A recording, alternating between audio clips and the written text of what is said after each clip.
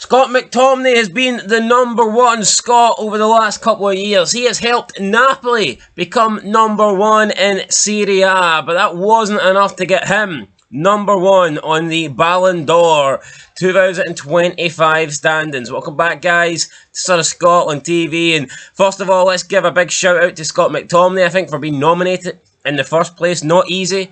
You don't really see many Scots get nominated for these awards. Who was the last Scot to get nominated?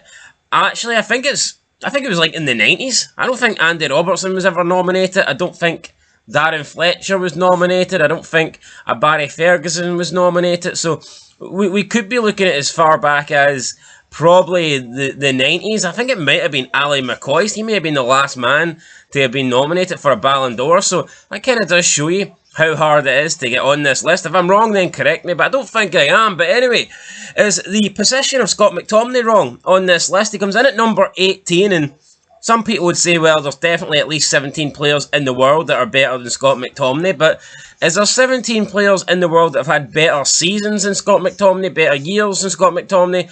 I'm not entirely sure. Let's look at some of the players then that are higher up. You've got Dembele in first place, Yamal in second, Mohamed Salah's in fourth, Mbappe in seventh, Cole Palmer is in eighth. I personally prefer Scott McTominay over Cole Palmer. I think Cole Palmer's shite, but there you go. Donnarumma in ninth spot.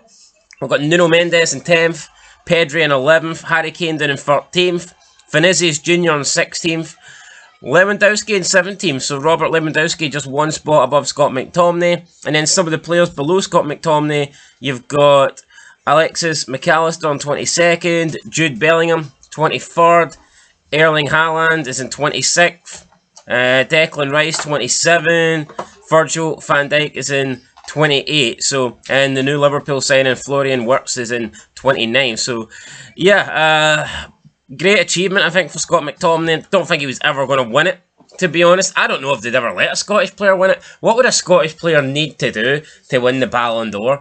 I mean, you'd probably need to win the Champions League 10 years in a row just for them to even put you in the top three. So, or maybe win the World Cup with Scotland, potentially that. But here's hoping that Scott McTominay will do that next year, 2026. If Scott McTominay fires Scotland to World Cup glory, for me, he should be the only name nominated for the Ballon d'Or in 2026, and that's a fucking fact, but we'll see. Great achievement for him. I think he's playing some great stuff.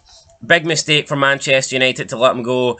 Always thought he was one of United's better players over, this really unsuccessful period that they've had, and he seemed to get a lot of abuse, he seemed to get a lot of criticism, and pretty much he'd be blamed by your likes of Mark Goldbridges and all these guys, but at the end of the day, United have got worse since McTominay left, and that cannot be denied. So, McTominay doing great in Napoli, and hopefully it continues, and who knows where he'll end up, or will he see his career at Napoli? I don't know.